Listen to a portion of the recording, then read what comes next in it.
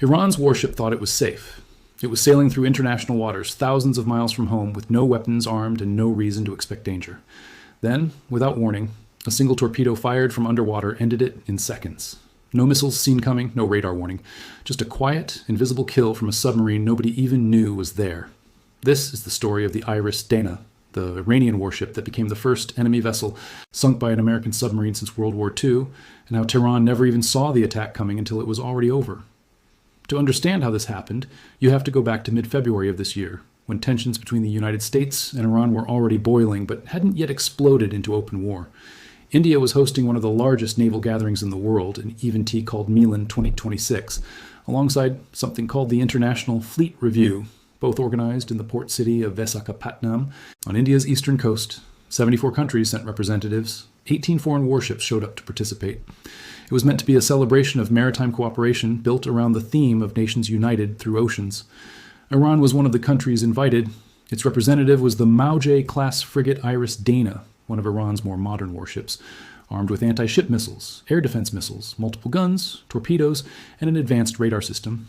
This wasn't some outdated relic from decades past. It was one of the more capable vessels in Iran's entire navy, sent specifically to represent the country on an international stage, shaking hands, so to speak, with dozens of other nations, including several that Iran doesn't typically get along with. To put the Dana's capabilities in perspective, this class of frigate was built specifically for what naval planners call power projection. Essentially, a vessel designed to extend a country's military reach well beyond its own coastline. It carried Qatar anti-ship missiles capable of striking other vessels from a significant distance, Sayad air defense missiles, meant to protect against incoming aircraft or drones, a 76mm main gun alongside several smaller caliber weapons, and its own set of lightweight torpedoes for anti-submarine work. In other words, on paper, the Dana was actually a reasonably well-equipped platform capable of defending itself in a variety of combat scenarios. That detail becomes especially important later, since it sits right at the center of the entire dispute over whether the ship was truly defenseless when it was struck. For about 10 days, the Dana took part in the festivities. Iranian naval officers held meetings with India's chief of naval staff. Crew members posed for photos on deck with the Iranian flag behind them. India's own defense minister presided over the opening ceremony. By all accounts, this was diplomacy at its most ordinary, the kind of quiet, symbolic goodwill event that navies around the world participate in constantly without much attention from anyone outside military circles. Then, on February 28th, everything changed. The United States and Israel launched coordinated airstrikes against Iran, opening what would quickly become one of the most significant conflicts the Middle East has seen in years. The Dana, still finishing up, its participation in the Indian exercise suddenly found itself representing a country now actively at war with two of the world's most powerful militaries, while sailing home through open ocean thousands of miles away from the actual fighting. The frigate left Visakhapatnam on February 26th, right as the exercise wrapped up, beginning its journey back toward Iran. Days later, as the war back home intensified, the Dana continued sailing south along India's coastline before curving toward the waters near Sri Lanka. According to Sri Lankan officials, Iran's embassy had actually reached out asking whether the Dana and two other vessels could make a goodwill port visit sometime in early March. Sri Lanka, aware of the escalating military buildup against Iran, responded cautiously, saying any vessel considered part of an active war could only dock in genuine emergencies, citing long-standing international conventions about neutral countries and warships.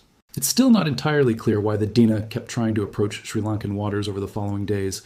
What is clear is that on March 4th, in the early hours of the morning, while sailing roughly 20 nautical miles south of the Sri Lankan port city of Galle in international waters, the Dana was struck by a single torpedo fired from beneath the surface. The weapon used was a Mark 48 heavyweight torpedo, one of the most advanced underwater weapons in the American arsenal, launched from a Los Angeles-class fast attack submarine widely reported to be the USS Charlotte. Footage later released by the U.S. Department of Defense, captured through the submarine's periscope, showed the torpedo striking beneath the ship's stern, lifting the vessel partially out of the water on impact. Within minutes, the Dana began sinking. The Sri Lankan Navy was first on the scene, launching a rescue operation after receiving distress signals from the stricken ship. Rescuers recovered more than 80 bodies from the water. 32 sailors were pulled out alive, reportedly including the ship's commanding officer and several senior crew members. At the time of the attack, the Dana was carrying a crew of 136 people. That means well over 3/4 of everyone on board that morning either died immediately or didn't survive long enough to be rescued. What makes this particular sinking so significant isn't just the death toll, as tragic as it was, it's the method. According to American officials, This marked the first time since the end of World War II that a U.S. Navy submarine had torpedoed and sunk an enemy warship in actual combat. The last comparable submarine sinkings in naval history happened decades ago, during conflicts like the 1971 Indo-Pakistan War and the 1982 Falklands War, both involving different navies entirely. For the United States specifically, this was something that hadn't happened in over 80 years. It's worth pausing here to appreciate just how rare submarine warfare of this kind actually is in modern naval history. Throughout the entire Cold War, despite decades of intense tension between the world's most powerful navies, not a single submarine ever fired a weapon in anger against another nation's surface ship. Submarines spent that era primarily shadowing each other, tracking movements, and serving as instruments of deterrence rather than direct combat. The last time it happened before this incident was over 40 years earlier, when a British submarine sank an Argentine cruiser during the Falklands War, an event that itself was considered a rare and historically significant moment at the time.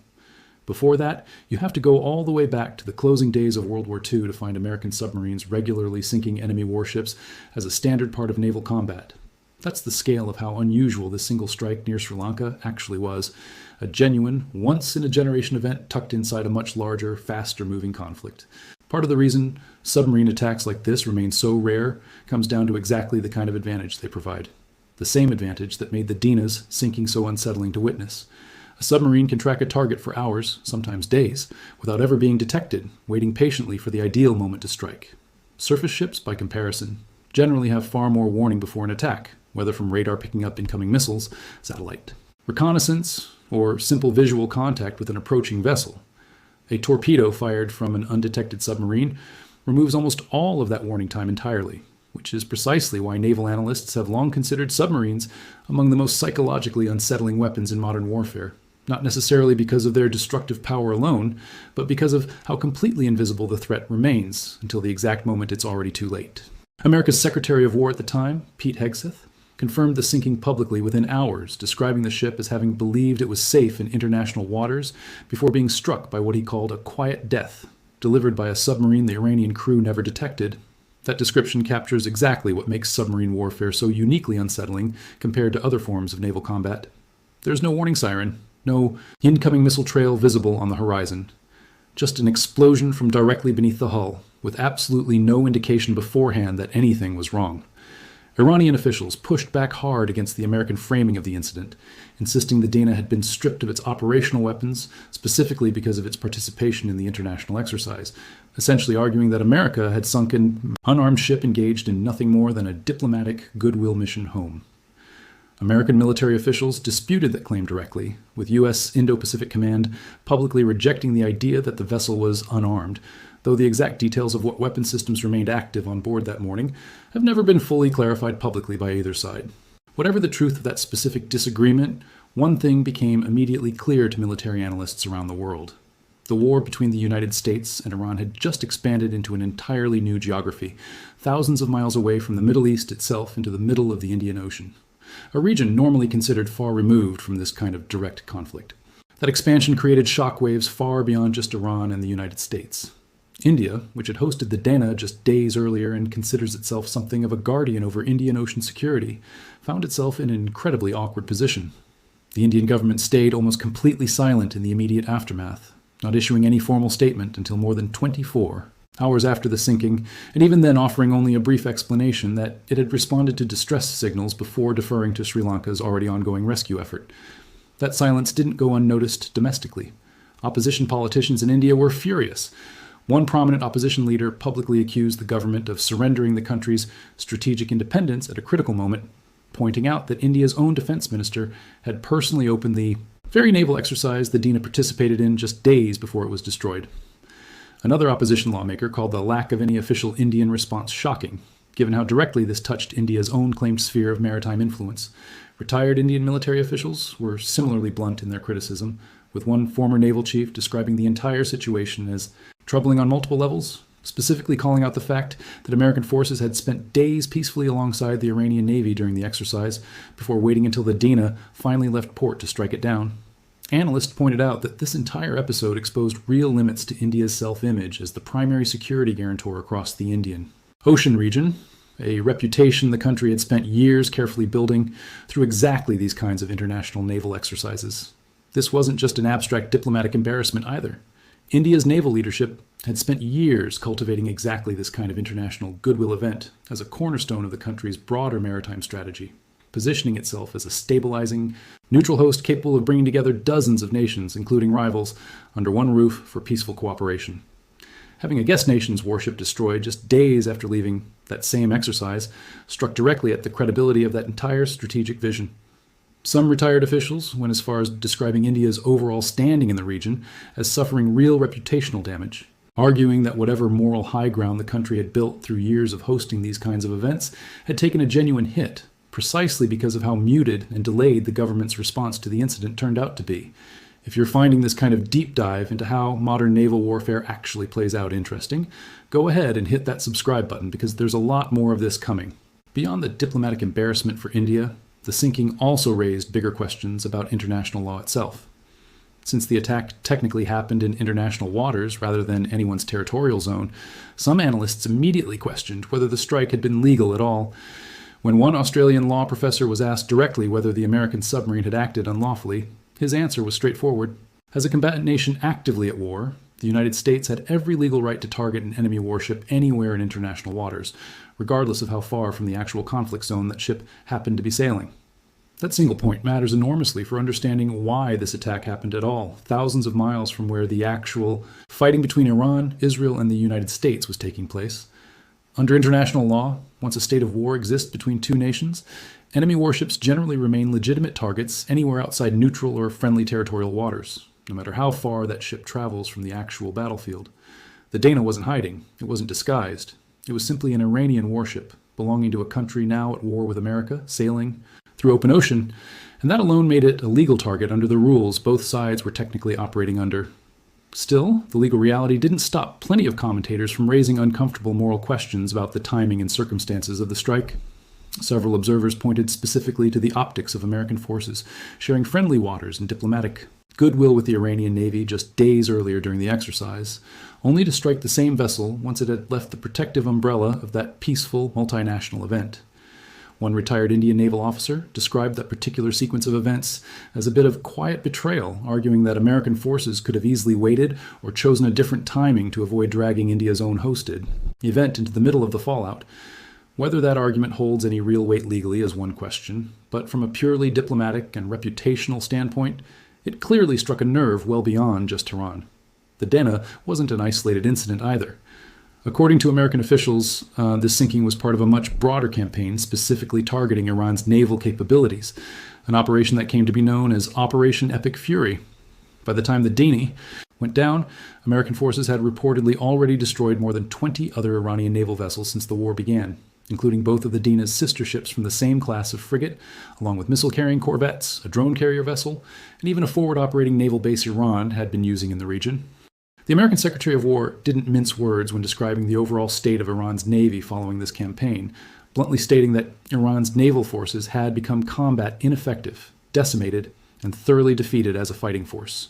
Whether or not you take that specific characterization at face value, the sheer number of vessels destroyed over such a short period suggests America's strategy throughout this conflict included a deliberate, sustained effort to permanently dismantle Iran's ability to project any kind of naval power, not just in the Persian Gulf, but across the wider region entirely. Some of the other vessels destroyed during this campaign carried their own individual significance. A missile-carrying catamaran corvette named after a previously killed Iranian military commander was struck early in the operation, a symbolic target given the name's connection to Iran's broader military leadership. A vessel functioning as a drone carrier, something closer to a small scale, mobile launch platform for unmanned aircraft was also destroyed, removing one of Iran's more innovative naval assets from the equation entirely. Even a forward operating base Iran had reportedly been using somewhere in the region didn't escape the campaign. Taken together, this wasn't a single isolated strike against one warship. It was a methodical, sustained dismantling of an entire Navy's operational capacity carried out across weeks, rather than in a single dramatic night. There's also a broader geopolitical signal buried inside this entire episode that extends well beyond just America and Iran. Regional analysts pointed out that an attack like this, carried out so far from the actual conflict zone, sends a clear message to every other major power watching from the sidelines, including China, which has been steadily working to expand its own influence across the Indian Ocean in recent years. One retired naval officer put it simply: suggesting that if the United States is willing to operate this aggressively in these particular waters, other major powers with interests in the region are likely paying very close attention to exactly what that means for their own future operations there. This is exactly the kind of signal military strategists refer to as demonstrated capability, essentially proving through direct wits, T-action, rather than words that a country is both willing and able to project lethal force practically anywhere on Earth, regardless of how far that location sits from its own shores or from the actual front lines of a declared conflict. For decades, the Indian Ocean has been viewed as a region where several competing powers, including India, China, and the United States, each maintain overlapping interests without any single nation exercising unquestioned dominance. A single torpedo fired near Sri Lanka doesn't necessarily change that broader balance overnight, but it does serve as a fairly unmistakable reminder of just how far American naval reach genuinely extends when the country decides to use it.